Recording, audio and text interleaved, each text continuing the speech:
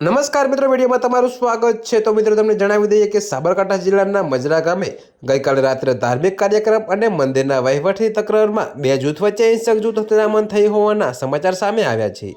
તો ગામમાં લાંબા સમયથી ચાલી રહેલા વિવાદ ઉગ્ર બનતા બંને પક્ષોએ સામસામે પથ્થરમારો કર્યો હતો। જી હા મિત્રો, તો તમને વધુમાં એ પણ જણાવીએ કે જેને પગલે ગામમાં ભયનો માહોલ ફેલાયો હતો। તો તમને જણાવી દઈએ કે ગામની શેરીઓમાં જ્યાં જુઓ ત્યાં ઈંટ અને પથ્થરો નજરે પડ્યા હતા।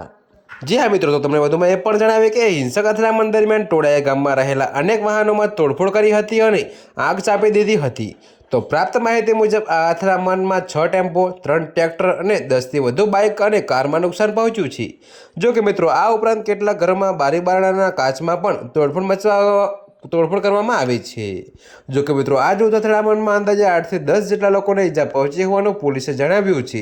તો ઘટનાની જાણ થતાં જ પોલીસ કાફલો તાત્કાલિક મજરા ગામે પહોંચી ગયો હતો અને પરિસ્થિતિ પર કાબૂ મેળવ્યો હતો।